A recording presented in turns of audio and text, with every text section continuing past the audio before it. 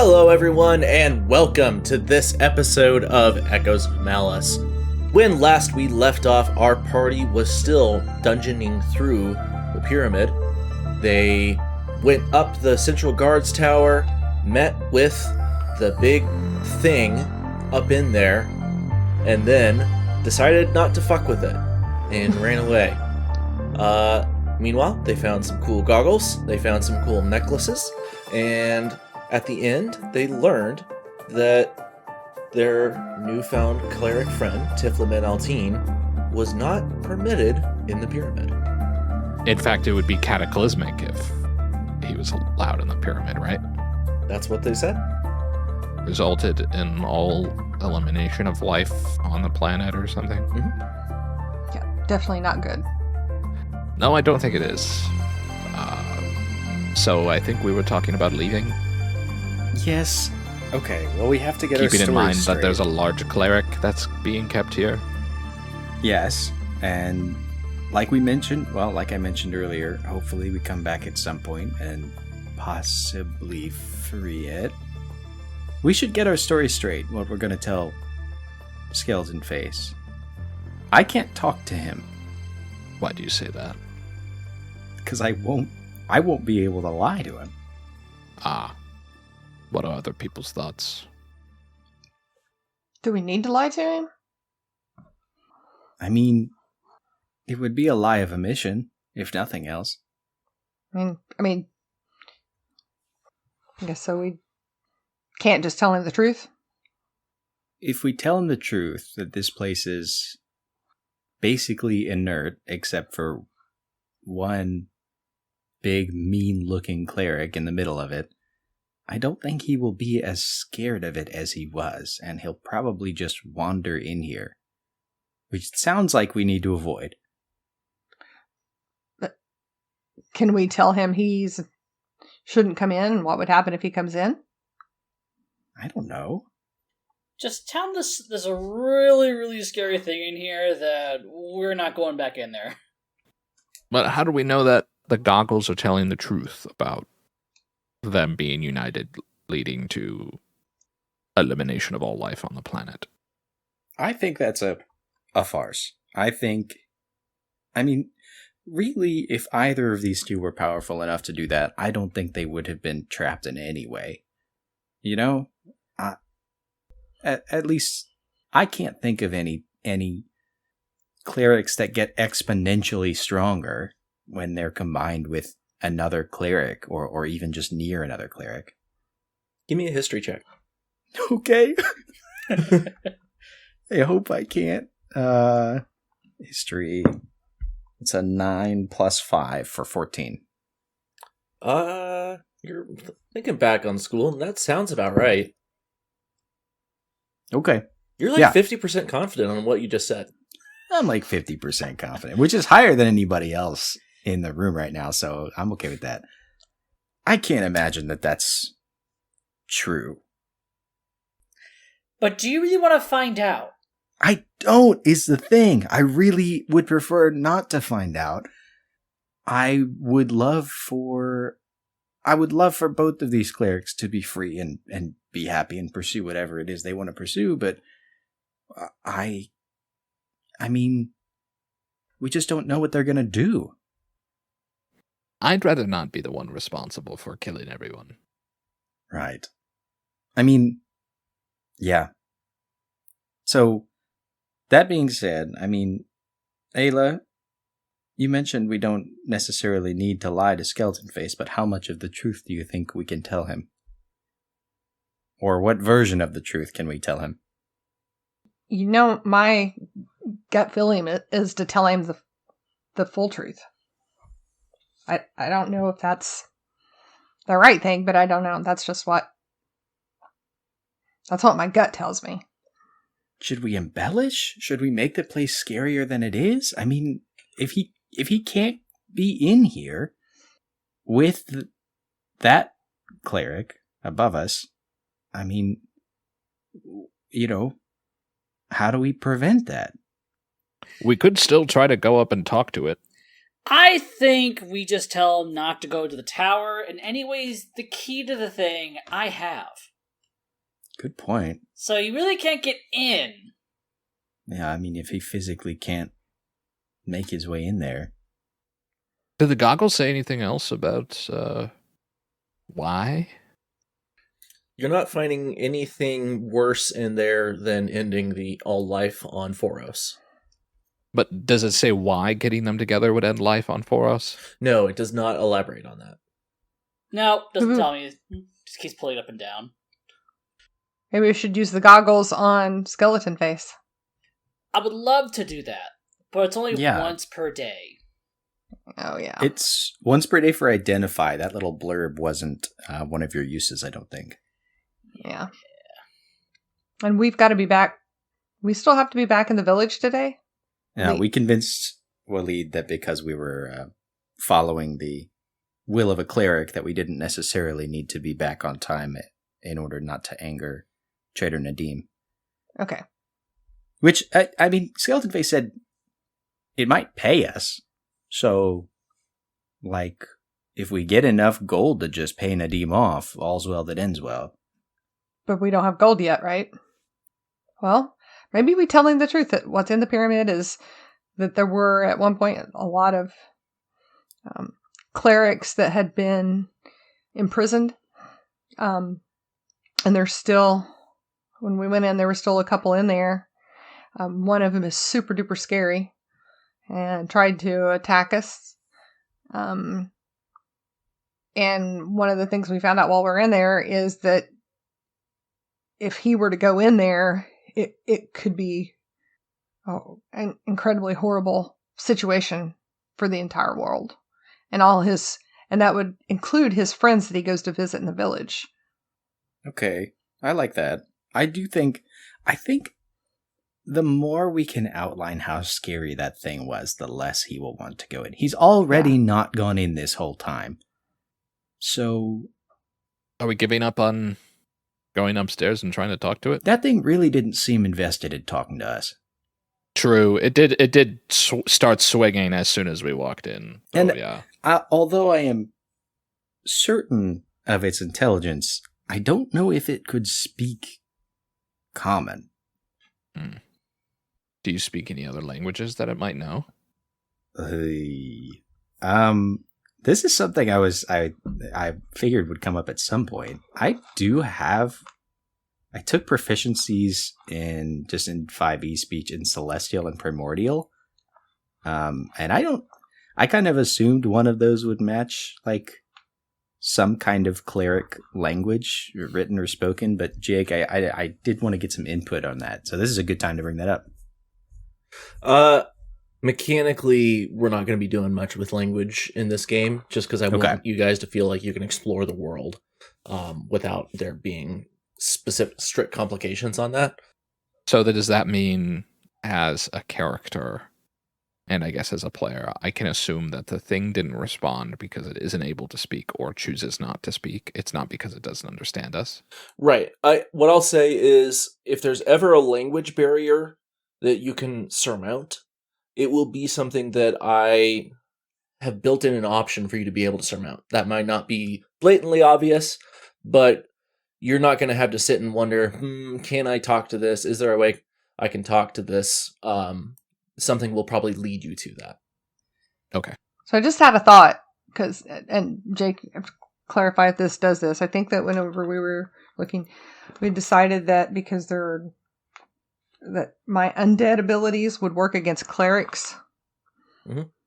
So I could use, if we were to go back up there, I could use Turn a Dead, which would make him try to get away from me or move as far away from me as he could. Which is only going to be the other side of that room. It's not a bad idea. Turn Undead, mechanically, I think, does have there's like a limit to how strong of undead it can turn, right? It just says a turned creature must spend its turn trying to move as far away from you as it can, and it can't willingly move to a space within 30 feet of you. I don't hate that idea.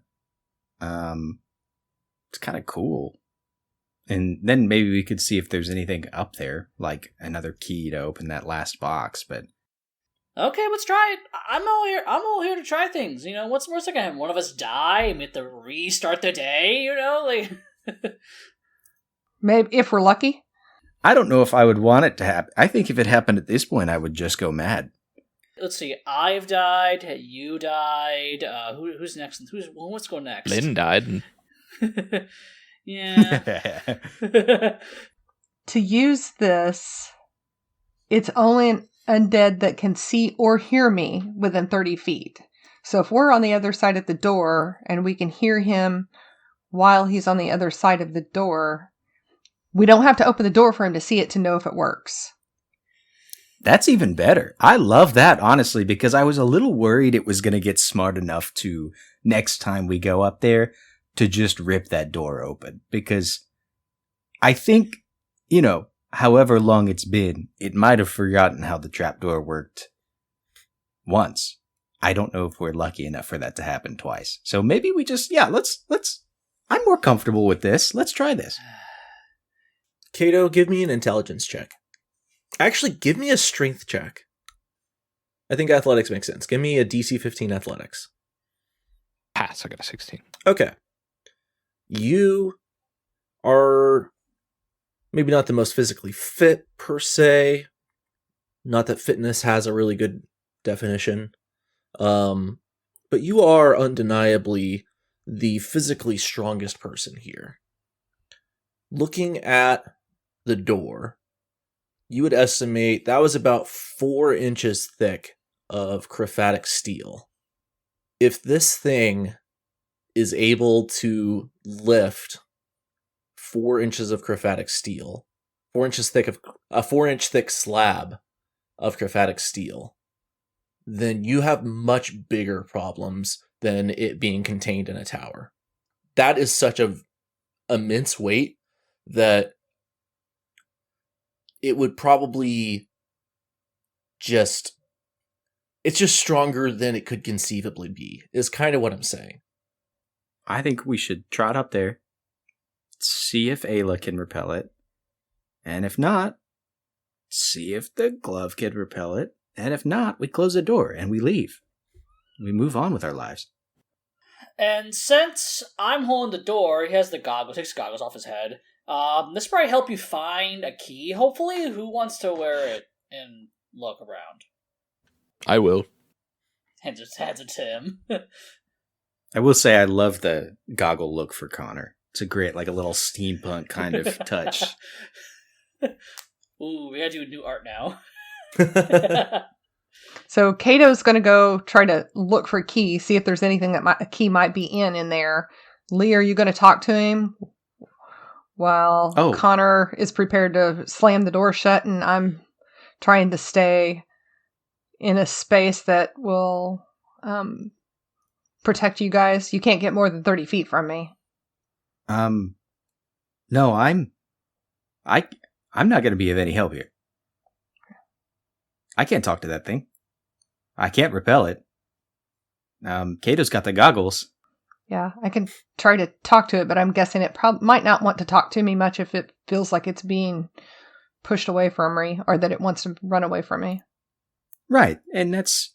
Okay, I see where you're coming from. So if it is getting scared of you, then maybe it will want to talk to someone else.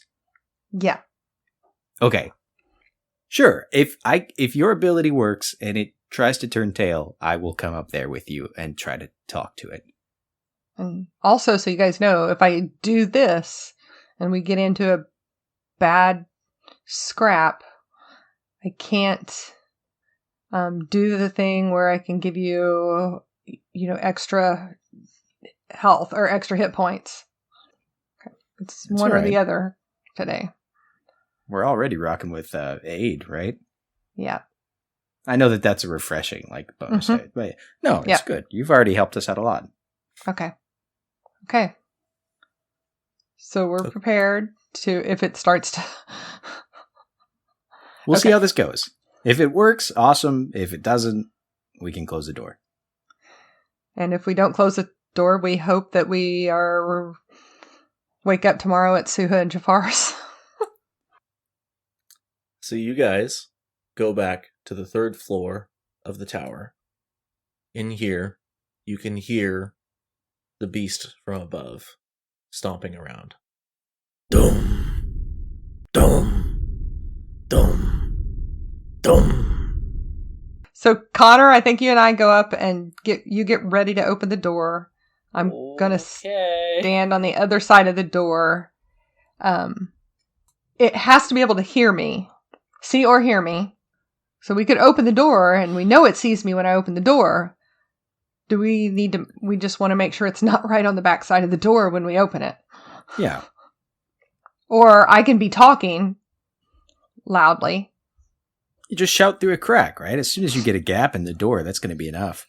Connor's going to crack the door. I'm going to start talking, and I'm going to stand there menacingly.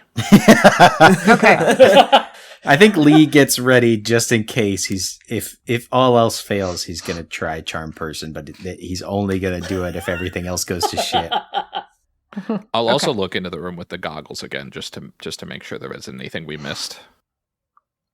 What's the order you guys are standing here? The stairway is wide enough that you could fit 2 by 2 on it. Okay. I think the order has to be Aila, Connor in front, and then Kato, Lee in the back. Okay. Sure. And I'm probably standing, depending on how the door is, I've got to stand closer to the crack so that Connor can push the door from the side, right? It's a trapdoor, right? Yeah, it's like a trapdoor. So are we pushing up? Yeah. Yeah. Okay. So he'll have to kind of push from the side. I'll be right at the crack to try to, and I'm going to start talking and right before he starts opening, and then we know it should be able to hear me very easily. Connor, you crack the door open, and immediately the sounds of the stomping cease. Aila, looking through, you see on the far side of the room this hulking beast, and it's turned toward you.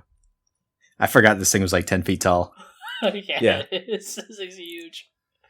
Hey there. We come back to visit to see how you're doing. It starts charging at you. Okay. I cast my turn undead instantly. All right, what do you say?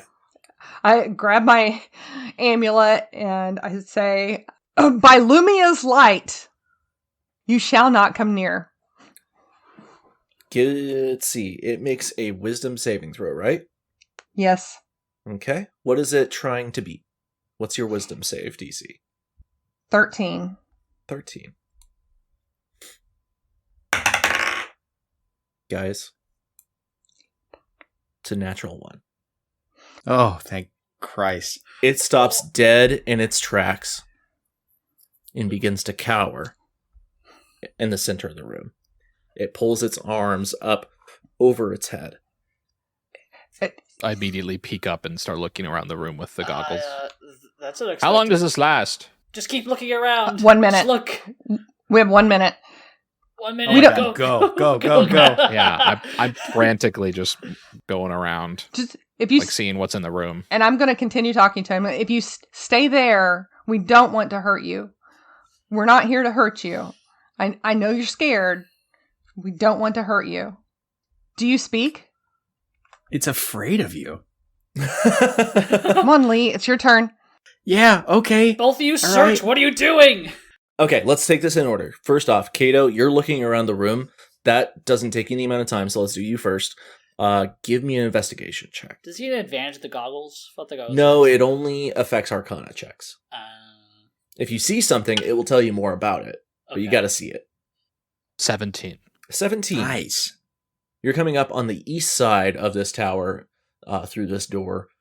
In the north, under some rubble, you do see something glinting. Okay, I quickly move towards it and grab it. How far away is it? Yeah, she might have to come with you. This isn't a huge room, but it'll probably take you a full turn to get over there. So I mean, I assumed the creature is being pushed, to run in a different direction than where the item is. We're not in initiative at the moment, just because there's no fighting happening. Okay, all right. I go over there and grab it. It is another necklace. This one has an inlaid diamond. Okay, I grab it and do one more once over of the room to see if anything else glints and climb back down. That's all you saw. Okay, Aila, What are you doing? I'm still continuing to try to talk to it. it's okay. I'm just trying to let it know it's safe. You're safe. If you just stay there, you're safe. Okay, give me a persuasion check. 18. It's still cowering over there. The only thing you hear is a low rumble. This time it's not so severe, so it's easier, maybe not easy, but easier to tell that this rumble is in your head. Do you speak in Right. in words? Can you use words in our... The rumble continues, steady as ever. Okay. And it is now kind of like crab walking away from you. Like it's still crouched with its hands over its head, but it's like scooting toward the opposite side of the room. Okay. Do you want... We'll leave. Come on, Aila, let's just go. Okay. Bye. Take Take care. Lee's gonna try to cast Charm Person. Just super quick. Can you read the description for that for me, please? Yes, casting time is 1 action, range is 30 feet. So I'm gonna do it before Aila leaves. You attempt to charm a humanoid you can see within range. It must make a wisdom saving throw and does so with advantage if you or your companions are fighting it. If it fails, it's charmed until the spell ends, which is an hour, or until you or your companions do anything harmful to it. And if charmed, it regards you as a friendly acquaintance. Okay, so it is, like I said, currently crab walking across the room. You're going to have to step out of the door and into the room about 15 feet to be able to cast this spell. Yeah, I think when everybody else climbed up to hustle and look for stuff in the room, I also climbed up. So I'm just gonna like speed walk over there and try to cast it. Okay. You walk in and cast this spell, and nothing happens. Okay. I was wondering. I didn't know if that was going to work on humanoid because I didn't know if it was humanoid enough. Cool. Lee speed walks back. You hear him like he walks in the center of this room, and over the stomping of the cleric in front of us, you just hear like a little ditty on a drum, and then he does a 180 and walks right back and climbs back down the ladder and says nothing. Is that Wonderwall? Okay. Okay. Is Kato out? Yeah, I found a necklace. Okay, let's get out. You guys get back out, close the door behind you, and then Aila, you feel the magical connection that you have to this beast that's been pushing it away end. And again, dum, dum, dum, dum, dum. You hear approaching the center of the room, and then silence, and then dum, dum, on the center of the room. Let's haul booty out of here. Yeah, no objections. I'm leaving. Yeah, we're leaving. We're leaving. How big is this other chest that we can't open? Out of the corner of my eye, as I sprint out of the pyramid, I see Connor kind of like with his thumb on his chin looking at this chest sideways, and I just keep running. You leave him behind. I'm so impatient. I want to get out of here. Okay, fine. I just... Well, You okay. could push, drag, or lift 30 times your strength score. And I think you can carry 20 times your strength score, if I remember. Yeah, 15, I think. 15? Okay. Connor, what is your strength score? 16. Okay, do you think that a, 3 foot tall, 4 foot wide stone chest is going to be less than 240 pounds? Damn it. Okay, fine. Leave. Right. I just leave. I'm like, I'm on. You give it one good push just to check. Yeah, just like push. No, not that thing's bolted to the ground. I'm not going with this. So Connor, you're the last one to go down the stairwell from the 3rd floor. As you do, you hear one last doom, and the ground begins to, or the ceiling above you shows a hairline fracture. That's not good. I just run. Just run. Yep. Lock the door behind us. I think we pissed it off. Yeah. You all Close all the doors behind us, please. scurry out of the tower and into the main room of the pyramid. Lee continues to walk towards the exit. I leave too. Man, maybe those ballistas would have been good here. Just a swift step. There are no other... We broke all our other keys. We can't... Can we relock these doors behind us? The key to the main tower you can lock, but the other ones you don't have anything to lock with. Right. Oh, right. And the big ass... The doors we ran into at the start, they weren't locked with the star keys. They were just rusted shut. The door from the entry hallway into the main room was slightly ajar when you came to it. Okay, yeah. I think Lee's gonna... Lee, very quickly walking, is just gonna get on the other side of that door and kind of like brace to push it and just kind of nod his head at Kato and Connor. Are you waiting for them to come through? Yeah, I'm waiting for them to come through. I'm just like, come over here and let's all close this door as hard as possible. Yep, I start helping at the door. Deal. Aila? Before we get too far away from the tower and I'm looking up, can I see the creature through the glass or know where it's at? So you notice that the sound of the big booms have stopped. 3 big booms. And looking up to the tower, or how long are you standing there and watching for? I'm standing there. I want to be if I'm within 90 feet. I want to cast sleep up there to try to just knock it out and let it calm down. Okay. So you stand there and watch for a while, and you do see the shadow of it pass by the ceiling of the inside of the guard tower. Okay. So I'm going to cast sleep. So as soon as you see that shadow pass overhead, you cast that spell. Okay. It's 24. 24. You cast this spell up to the inside ceiling of the guard's tower. And you feel magical energy seep into it, but it feels like a drop in a bucket. Yeah. I'm going to run over to them and say, guys, it looks like it quit like stomping in the center of the room and now it's just pacing again. That's awesome. Help us close this door. That's good. Yeah, this is just closing the door. Yeah. I got my whole shoulder against it, all my weight. Give me a strength check. If it's athletics, it's 21. If it's just a strength check, it's 20. Honestly, It's 22 if it's... I would probably bring down the average if we do strength or athletics, so maybe it shouldn't be a group check. I think for this, I'm not gonna tell you, but I'm going to need to see a certain number of successful concurrent strength checks, not athletics. Okay. Dirty 20 from me. 24. Wedlock 20. That's a nat 1 -1. Wow. Okay. Have a 0? And Lee, what'd you get? 11. An 11. Okay.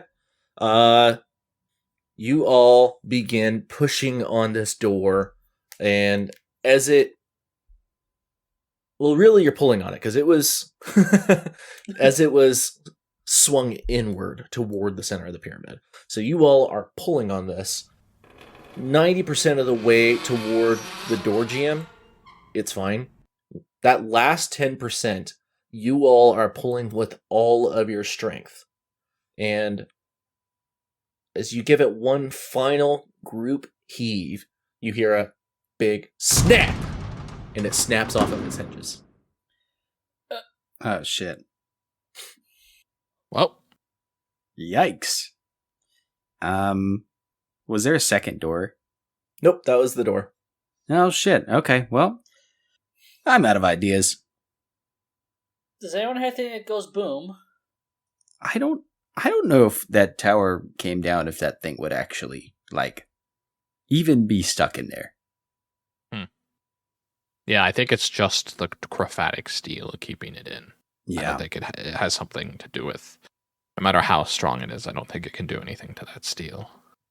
So I'm good. I'm only going to talk to Skeletonface if I have to. And I'm probably going to tell it as much of the truth as it asks me for. As we emerge from the pyramid, assuming we get that far, do we see Skeletonface? So as you all turn away from the door, you see a small figure hunch, like leaning, peering into the pyramid from the outer doorway of the pyramid. And I instantly run over to him, and I'm like, I assume it's Skeletonface. Oh, hi. Yeah. Hey, buddy. Hey, there's something really scary in there. Let's get away. Okay, come back here. Yeah, I'm still booking it. I for the partially for the purposes of persuading him, and partially because I'm actually believing it. I just run straight past him, and I'm like, you don't want to go in there. I'd like the idea of us just running. I think I am also going to just run. So, Skeletonface turns and watches as Kato and Lee run past him and turns back to you and is like, oh, yeah, well, let's go. Come on. I think you're talking about my big brother. Your big brother? Yeah, he's kind of scary, right? Like, really big? He was really scary, and he tried to kill us. Yeah, he does that. So, it's no big deal. I would like to see him, because I don't know what you guys did while you were in there, but I couldn't remember anything except for whenever, like, back at the spring, whenever the boy died. I don't remember anything before that, but now, while you guys were in there, I felt something at one point, and then everything's really fuzzy. But I did remember that I think the thing in there is my brother. Okay. Buddy? Do you know what he wants to do? Not really. I just know I think if I saw him, I would remember a lot more. Yeah, so Aila's getting down on her knees, so she's right beside him at his level. Oh, hey, yeah, so, do you think you could bring me to him? So here's the thing. One of the things that we found while we were in there told us that if, and I'm looking at these guys, I said, told us that if you and him get together, that it's going to destroy everything in the world. Do you know anything about that? I don't remember anything about that, but I don't think I would do that. I have no reason to. Now, and I don't think it's something that you would do intentionally. I think there's some sort of magic with, I assume he's a cleric. We pretty much determined he's a cleric. You're a cleric. That there's something about the two of you together that is incredibly dangerous for this world. And it would destroy this pyramid. It would destroy you and your brother.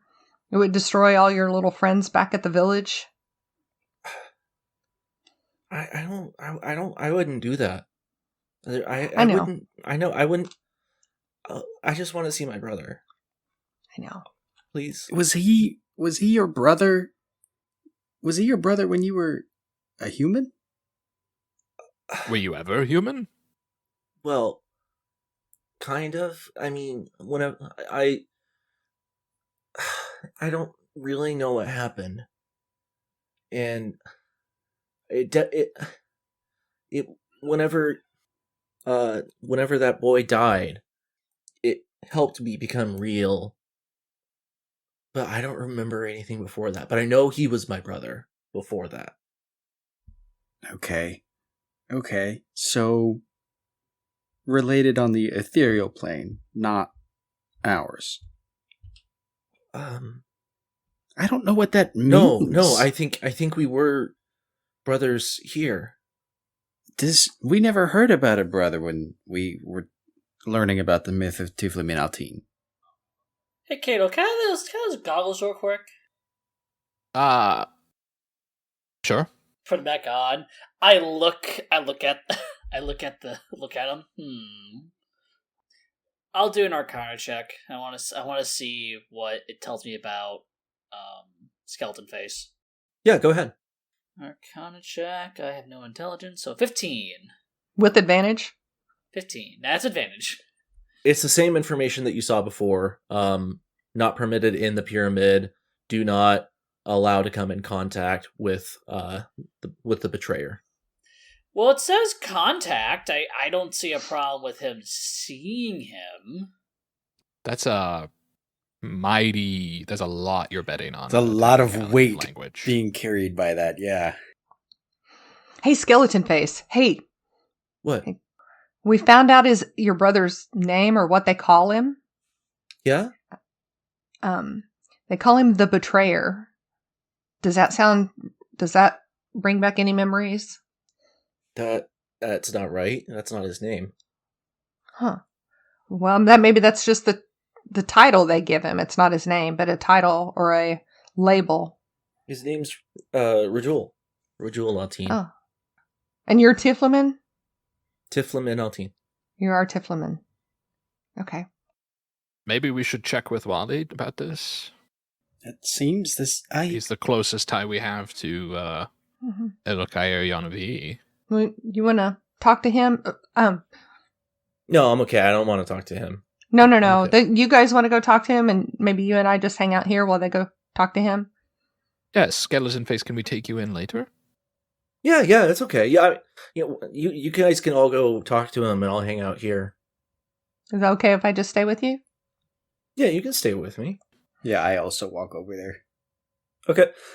He is seated at the campsite. He's got everything put away and packed onto the cabos. He's left himself out a little rug for himself and he's got a little campfire started, and he's drinking some tea. And as you approach, he looks up and says, "Oh, hey there! Hi, Y'all done with that? What'd you find?" Yeah, I'm not sure we're done, but we're taking a break. Do you know the name Rajul Al-Taim? I have no idea. No, I've never heard that. I know. Tiflim Menaltine is, right. He's our patron cleric, but Rajul Altine, no idea. The boy, when he died, do you know that boy from the story, if he had any brothers? Or know anybody who would? No? That's like 200 years ago. We don't... Right, just as a matter of folklore, the rumors or any details, is there any apocrypha that might have... the stories I've heard don't even mention, like, a mom, so I wouldn't be able to tell you. Is there someone who is an authority on the story? Is that Suha? Suha would probably be, yeah. Well, it's a long trip back to the village. Do we have anything we can do here? First, I turn to Lee. Do we have any other business? Are we going to take him into the pyramid? We kind of need his gold. Like, as much as I hate to say it, we didn't set on this little adventure for his gold, but it would be amazing for us and for our standing with that village and with Nadim if we did get the gold. And I don't think that he's, intentionally dishonest or cruel, but I do think that Skeletonface acts like a child. And I do think that if you didn't give a child what he wanted, he would withhold anything from you. I at least am willing to put my faith in listening to them more than the people that imprisoned them through these goggles. So if the group ends up deciding that we take him inside and prevent them from contacting each other, I can live with that. I'd rather not risk destroying all life, but if they were imprisoning these things, they're probably not very good people. No, I'm with you. I don't think there's anything else for us to do here besides decide whether or not we're going to take him in to see his brother. And, I mean, Lee turns to Waleed. You said that the legend of Tiflamin Altine was 200 years ago? Oh, yeah. About 200 years ago, I think. Does that... Oh, man, okay. I just have more questions at every turn. Well, thank you. Yeah, no problem. I turn to Kato and just ask if we're going to head back. Yeah. Let's talk to the rest of the group. I'm not seeing many other options. Connor, where have you been? I've been hanging out with Skeletonface and Aila. Just kind of okay, you guys are over there. So yeah, as Kato and Lee walk off, you and Aila are hanging out at the mouth of the pyramid with Skeletonface. So it's a cool sword you have there. He just completely forgets about the sword. He's just, oh yeah, it's really heavy. Yeah, it looks really heavy. That's cool. Can you do you do any tricks with it? Oh yeah, it's just levitating, starts spinning it around. Yeah. So that came from inside the pyramid? Yeah, so it's just something cool I found. Whoa. Can you does it throw really far? Well, yeah, it helps me, do it better, I guess. You want to see? Can you show me? He levitates it up. Okay. Just throws the sword in the distance. Whoa, that's so far! Whoa! Nah, I gotta go grab that, don't I? Just goes off and go for the sword. When he goes off, I'm going to just say, Skeletonface, so tell me what you remember about your brother. I don't remember much about him other than... Hey, what is that? What is what? He's pointing behind you. Oh, look behind. What do I see? You don't see anything there. And I turned really quickly. Skeletonface? He is running inside the pyramid. Okay. Of course he is. Of course the little bastard is. Absolutely he is. I take off after him. I'm just like... He's wicked fast though, isn't he? He is fast. But I'm not too shabby, so I'm taking off after him. I'm like, hey buddy, let's talk. You want to hear about my brother and sister? He gets about 60 feet into the pyramid, and the blue and white lights overhead turn blood red. Oh, buddy. Roll initiative. Kato and I are walking casually back. I just say shit, and I just start sprinting. You all begin to hear a klaxon siren emitting from the pyramid. Ah, crap. I got a 9 + 2, 11. Did I get to my sword yet, or am I kind of just it's just way too far? You are picking up your sword at the moment. You're about 100 feet from the mouth of the pyramid. Kato and Lee, you are on the outer perimeter of the oasis. So another good, what did I say, a football field? So another 200 feet away from the mouth of the pyramid. Aila, you are about 40 feet within the entry hallway behind Tiflamin Altine. Lee, you said you got an 11? Yep. Aila? 2. Connor? 12. Kato? 17. So, Aila, you watch Tiflamin Altine run, and he is booking it. He is faster than you probably ever hoped to be, or at least maybe. He, on this turn, runs all the way down the length of the hallway and through the door at the end. Kato, you and Lee were leaving the oasis, and as soon as you saw Aila and Connor, you saw Connor picking up his sword, Aila whip around and look for something behind her, and then the kid just books it into the pyramid, and the lights within turn red, and sirens start sounding. What are you doing? I would like to run forward 30 feet, and I would like to attempt a Hail Mary shot with my longbow, which I'm not very good with. My plan is I am going to be hitting it in its second range with disadvantage, which is 600 feet maximum. My plan is with my bonus action, I'm going to activate my fire rune, because whenever I hit a creature with an attack using a weapon, I can invoke the rune to summon fiery shackles and restrain that creature. And I'm going to try to hit him with the shot with my longbow at disadvantage. I don't think I'm going to make it, but we'll see what happens. And just to clarify, there is no way to deal non-lethal damage with a ranged weapon. Yeah. Okay. Go ahead and make your attack. Dude, this strat fucks. I rolled a 3 and a 2. Pass turn. Fuck! Oh, no! Right, well, I guess we're running. Okay, so you run 30 feet.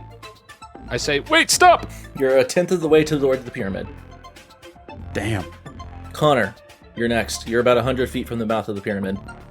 Well, I gotta get there as fast as I can. He just cracks his knuckles. I wish I had a ride right now. It's gonna be movement 30, action. So action's a dash action. Then I'm gonna use my action surge to get another 30 feet of running. Hell yeah. So I am running 90 feet in 6 seconds. Yeah, you guys see... Use the gloves! Connor? Dude, Connor is, like, I've talked about it before. Connor has equivalent strength to Kato, right? I think it's we're close, very, not very quite. close. But, like, Close, you yeah. guys are superhuman at this point. Usain Bolt. Yeah, Usain Bolt. Thank you, Leanne. It's just, boom, you see, no, not exaggerating, a plume of sand rising behind him as he runs across the desert. So Connor, you reach the mouth of the pyramid, and you see that almost impossibly, Tiflin Alteen, if you hadn't run as much as a little more than he did on his turn yourself, you would not believe the fact that he is already past the broken door. Lee, anything on your turn? Actually, before your turn, sorry. I wish I was a monk. Oh, I'd have so much movement speed right now. Just dashing. Connor and Aila, you see Tiflin Alteen shriek from inside the pyramid. Lee, what are you doing? I'm gonna give Kato a bardic, because why not? And I'm gonna dash. I can't do anything else. Okay. You run 60 feet. Yep. You're a fifth of the way there. Aila, Damn. you are about 20 feet inside the entry hallway of the pyramid. There's 80 more feet of hallway to go. What are you doing? I'm going to dash to Tiflin Alteen, and as I'm running, I'm going to say, wait, I'll go with you. And my movement speed is 40 at normal. Okay. Your movement speed is 40. Okay. So you dash, I'll go actually- 80. You are pacing with Tiflin Alteen, actually. And you reach the end of the hallway in the doorway. You see Tiflin Alteen is frozen in fear. Far ahead to the right, the huddled mass of automatons is now moving, and they are approaching you. Tiflin Alteen looks up at you in fear, looks back at them, sees that there's a doorway behind him, the one on the left, and runs up that hallway. Wait, let's do this together. They're all over the place. Come back. You can give me a persuasion check. I think with disadvantage. 12. 12. The only response you hear is the pitter-patter of tiny footsteps echoing down the hallway. Kato, what are you doing? Sprinting 60 feet. Sprinting 60 feet. You're 90 out of 300 feet toward the pyramid. Aila, you hear the pitter-patter of Tiflamin's Altit. You hear Tiflamin's Altit? You hear the pitter-patter of Tiflamin Altin's feet echoing down the hallway. And then, not the same level of booming that you heard from the top of the tower, but you hear booming join the chorus. Connor, you are 10 feet from the mouth of the pyramid. What are you doing? Keep running in. Head All right. first. I think you've got a max of 60 feet this round, though, right? Yep. Okay, so you get 50 feet down the hallway. Okay. Aila, you see the automatons across this floor are rushing toward you. All of them have weapons drawn. And I'm going to cast Toll the Dead at the automatons. What is the range on that? They are 130 feet from you right now. Oh, 60 feet. I can't use that. They're too far. Yeah, they are still... I did my Pythagoras thing, and they are 130 feet away from you at the moment. Okay, so I'm going to follow the kid. Okay, you start running up the hallway. You're still 20 feet behind him. You get up to the second floor. You see he is frozen in the center of the room, descending down the slope leading up to the third floor. You see the giant construct place a hand on the ceiling and peek its head down into the room below. It spots Tiflamin Altin, does not notice you, and begins approaching. Is this the one from the tower? The Yes. giant No, construct from no. the tower. No, That's this what I is was from gonna the say. outer This is- perimeter. This Okay, is the this one is that the giant- that was by the chest that had the gloves in it. Okay. And he's approaching Tiflamin Altin. Yep. Okay. But you've taken your action and your movement. So then, how far away is the construct? He is, let's say, 60 feet. So 60 feet. So I'm going to use my bonus action to cast Spiritual Weapon, which creates a floating spectral weapon within range that lasts for the duration or until I cast the spell again. When I cast it, I can make a melee spell attack against a creature within 5 feet of the weapon. Hell yeah. And on a hit, the target takes force damage equal to 1d8 plus my spell casting ability modifier. Make your attack. Okay. It's a 22. 22 hits. And then it's a d8 damage. 13 damage. 13 damage. 12 damage. I counted wrong. You whack this thing across the soldier, knocking one of its arms sort of like, almost, it looks like an arm out of socket, but then it slowly moves back into place.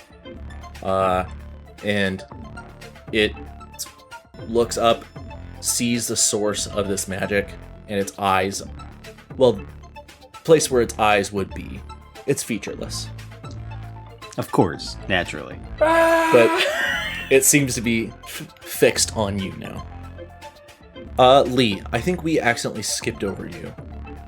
You just run it? I'm just gonna dash again. I have a spell called Enhance Ability that unfortunately does not make you faster if I use it on dexterity. I really wish it did, but No, but if you get some Air Jordans, those will make you faster. Aila, Tiflamin Altin spins around, looks at you, looks at the pile of rocks to the left, and runs into one of the cells to the left, slamming the door behind him. Kato, what are you doing? Sprinting. Sprinting. You're 150 feet away from the door. Yep. Aila, the automaton places both hands on the ceiling, and then rotates its head 180 degrees and begins crawling across the ceiling toward you. When it is... Whoa, hang on.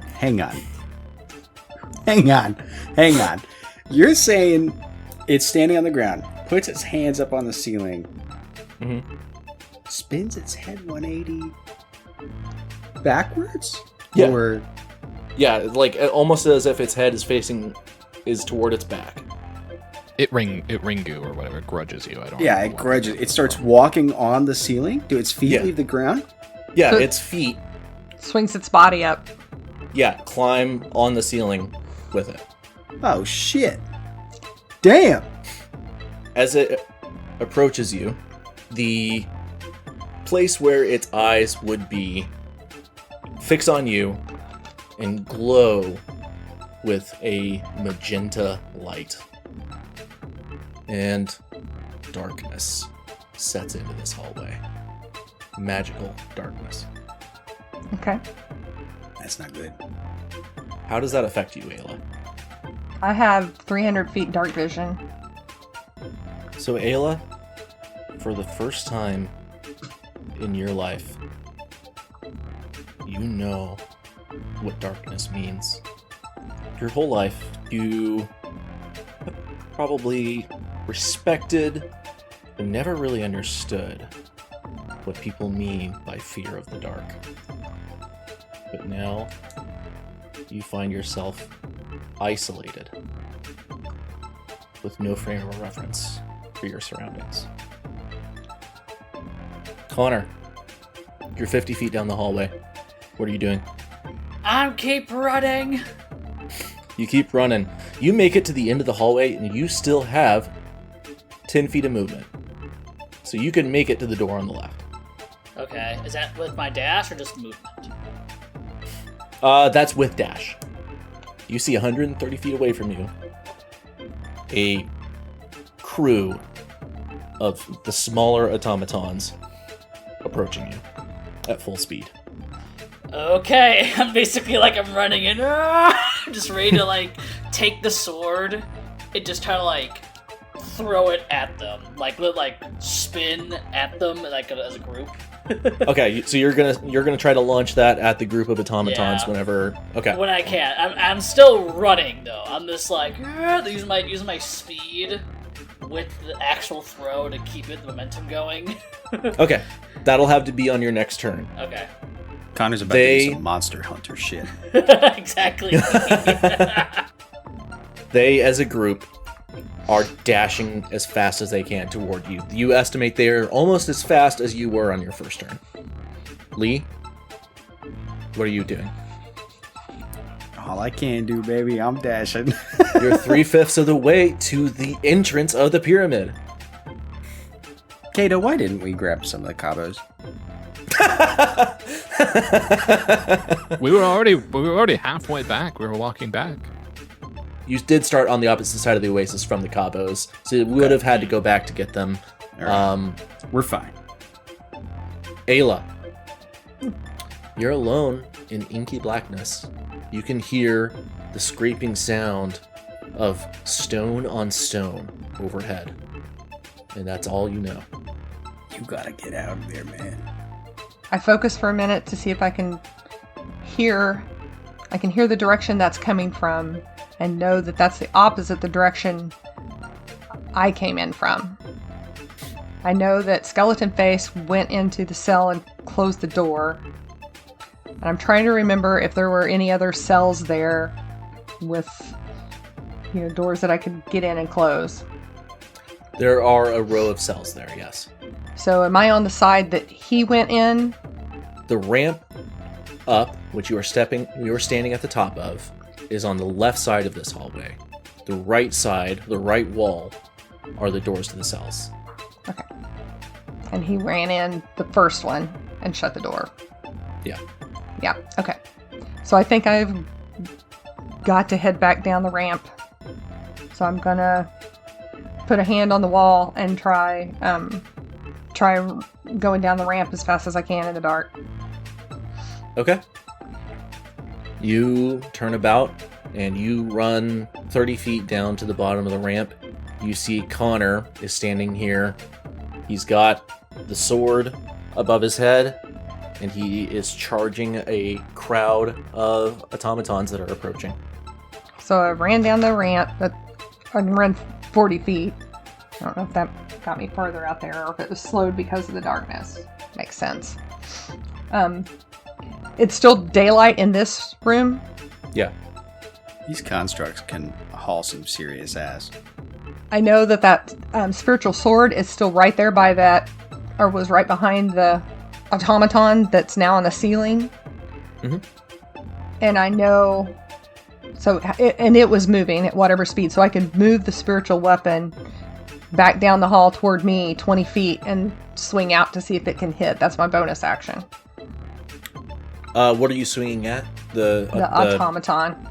Okay, the big guy? Yeah. Okay. Make an attack with disadvantage. I was 17 and 18 on the die. Nice. So that's a 22. To hit? Okay. Mm-hmm. And that's a... Oh, that was a lousy roll. 6 damage. 6 damage. Anything else on your turn? I'm going to... I want to ready an action. I'm looking back at the ramp, and I want to ready Toll the Dead in case that thing comes out at me. Okay. From overhead, you hear Tiflamin Alteen's voice shouting, Brother! Brother, I'm over here! And no response. Kato. I'm running. You're running. You're 30 feet behind, well, now you're 30 feet ahead of Lee, technically. Due to D&D logic. Nice. Suck it. I flip him off as I run past him. Aila and Connor, you hear the sound of a cell door opening from overhead. And Tiflamin Alteen says, No! No! No! Connor, a group of automatons are approaching you. How far are they from me? 50 feet. 50 feet. Huh. Are they between me and Skeletonface? Basically. I'm trying to run to him. Skeletonface was up the left hallway. The last you saw. Okay. So basically I go left or the automatons in front of me. Yeah, Aila is behind you.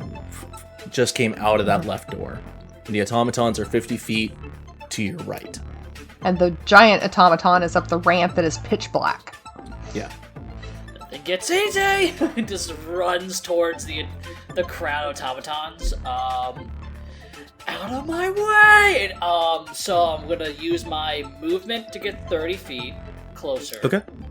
I'm going to use a bonus action to cast, I'm gonna cast Zephyr Strike, in which that gives me another 30 feet. My movement does not provoke attack of opportunities, and I get advantage at a D8 to hit, a D8 extra damage if I hit something. Nice. So I'm just gonna dash through them, and I swing my sword and go for the first one with the big sword, with advantage, trying to hit him. Okay, make an attack. 18. That hits. 17 damage. Okay. Just crack through one and just keep running through it. Yeah, you take a big hunk out of its shoulder and its arm falls to the ground, useless. You are now in the center of the crowd of automatons. If I was like 10 feet, if I was like going 10 feet through them. I mean, there's like 7 of these guys. Oh, never mind. You'll That was a provoke very- opportunity attacks. Well, not during this turn. Oh, yeah. But now I'm in the middle of them all. Yeah, we could say you kind of like went tangential and like nipped the edge. Yeah, So you're okay. like 10 feet beyond the crowd, let's Okay, say. that's fine. So you do your Levi Ackerman Beyblade spin past them. You do your Monster Hunter dual blade spin. But I have one giant blade. You Just dual wielding it. and you look back like a total badass. and 7 of them run up and start beating on you. I yell out to Aila, "Go! Stop him!" This is gonna be A beatdown. 14 longsword attacks. Oh, so many! You're gonna fucking die, dude. Do you have a shield? I do have a shield. I do have a shield. Okay. Because Alright. they are not very good at swinging. They're not we very good at we swinging, remember but that. at least have a shield. Okay. 14 to hit. I have a 15 AC. You can just Okay. go with that. So the first one is a miss. So you're gonna take 6d10 plus 18. I think I'm just gonna die here. Oh, you might just straight up beef it, dude. I have 40 health right now. If I get out with like 1 HP, I can get out. 57 slashing damage. I'm down. Plus 6d4 plus 12 bludgeoning. I think this kills me outright. Is there overkill? We'll see, because it's if you take more than it's like your max hit points again, but negative, and that would kill you outright. 35, so it takes 70 to kill me outright. That's 24 bludgeoning damage. 24 plus 50. Is over 70. Yeah, I just die. Shit. So, Aila, Connor gets fucking Julius Caesar over there. And you see the darkness begin to set in. You're fucking kidding me. Lee, actually, you go first. So you see the darkness setting in. Fuck. I mean, Lee just like looks back at Kato, who he has been kind of just sprinting in front of the whole time. Yeah, we just both look at each other and I roll my eyes and just stop running and cross my arms and wait. I don't even know what you do at this point. I think Lee just starts yelling. Just in the middle, he just falls to his knees and is just like, ah! He's just gonna wait until he's just gonna go through that. Okay. Guessing it didn't go well in the pyramid. Yeah, That was fast. Yeah. Lee turns towards you. He's like, "You want to take bets?" Yeah, was it Aila or Connor, do you think? I'm gonna put my odds on Connor. Okay. I honestly probably would do the same. Aila, you see as Connor falls to the ground, the automatons begin taking the gloves off of his hands. What are you doing? They're looting him. They don't take anything else. They take the gloves. They're taking the gloves off of him. I can see that he is complete. He's dead. He's not breathing. And I think I holler to Tiflaman, Altine, I hope you find your brother. I start to drop to my knees, and my senses come to me, and I dash for the door where Lee and Kato are. You begin dashing for the door, and you see them drop to their knees in the desert.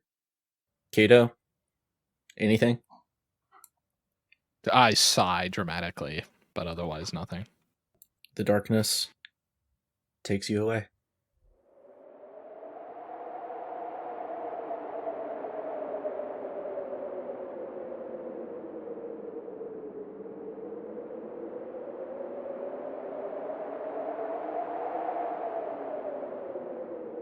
Aila,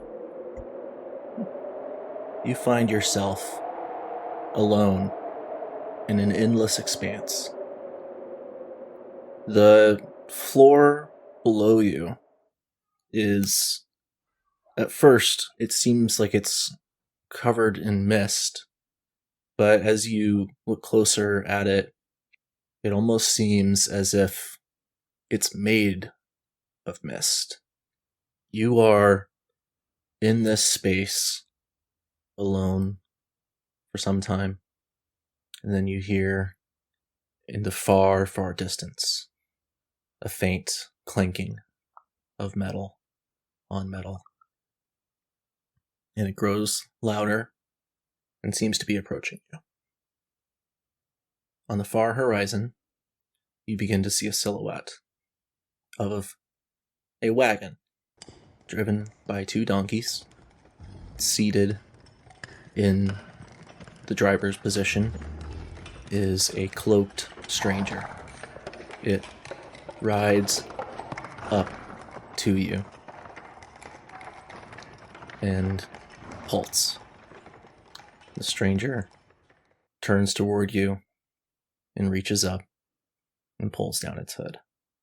You see the face of a man, not any man that you recognize. He has a long shaggy beard, gray hairs on the sides of his head, just above the ears, but otherwise warm brown hair, neatly cropped, and blue eyes that peer into you. You appear to be a lone traveler out here, aren't you? He says. Yes, I've recently lost my companions, and I'm all alone, currently. I would not worry. It will not be too much longer. May I ask your name? I have no name to share with you. What I do have to share with you are offers. First thing I do is I'm going to look down at my clothes to see if I still have the same thing on I did whenever the mist started coming in. It's one of those naked dreams. Naked You're wearing the same clothes you were before. Okay. So that You're helps wearing your place me. normal garb. Okay. This is not a dream or something like that. This is real, I believe. Okay. What sort of offers? I can allow you to retain something. You worked ever so hard to claim certain valuables over this past life, haven't you? Yes. I would ask only a small price, and in exchange, you can have that when you wake up. Are you going to reveal the price? It's only a small price. I only ask one of your hit dice. You give me a hit die, and when you wake up, you can have this. And he holds out his hand to his side, and floating above them are the pair of gloves. Or this. And he flicks his hand, and the goggles appear above his palm. Or this. And he flicks his hand again. The diamond necklace appears above his palm. Do you offer me those because you think you won't have an opportunity to gather them again or to discover them again? No. But, whether you know it or not, you have a limited amount of time each life you live. This could make it a bit easier to accomplish all the things you wish to accomplish. Did we discover what the diamond necklace did? You did not, but I'll tell you. That necklace contains a spell. A spell which allows you to charm a cleric only once. The diamond will break after you cast it. But for one time, you can charm a cleric with that necklace. That's a very difficult decision to make. Well, then I would ask you this. How often do you use a hit die? Is that something so precious to you? There are no hidden agreements to this contract. You give me a hit die, and you receive this. And he holds out his palm, and again, the necklace appears above it. Or this, and he shows the goggles. Or this, and he shows the Cheyenne from inside the ship. Or this, and he shows the signed contract that you made with Nadim. Or, if none of this interests you, then the next time you see me, and you've gotten something else that you find of value, let me know. Maybe this. And he holds out his hand, and a giant block of metal appears above it. At first, you're not sure what it is, but you think back and you realize this is the engine of the airship. The hell? So, if I see you again, that is on the table as an offer.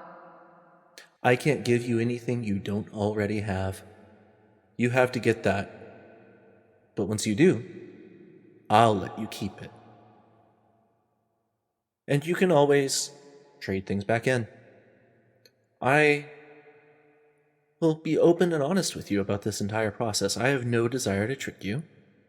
If you trade something back to me, you get your hit die back. It goes down by a single level. So a D8 would become a D6. I think you'll find, as you grow over your adventure, so long as you don't make these trades hastily, there are plenty for you to do anything you would want. If you get the gloves, you can walk right into that pyramid, have Connor get that key, walk right into the tower. Or, he flicks his hand again, I could just give you the key. The key for a hit dice. Yeah, 1 hit die. Just thinking out loud here. I'm thinking the diamond, which I know could charm the beast in the tower. A key to get through, or the gloves to get through, which we could then use to also get the key to get in the tower.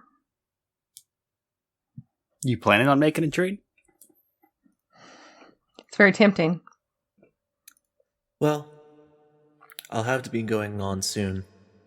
Would you like to make a trade now, before I have to go? If I trust you and make a trade, would you give me the item that you feel would be most useful to me at this time? Yes. I'll be honest, too.